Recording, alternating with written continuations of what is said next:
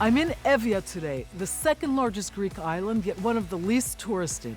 Evia has everything from snow-capped mountains to famed hot springs, amazing olives, great seafood, wild mushrooms, and so much more. I want you to taste it. I will taste it gladly.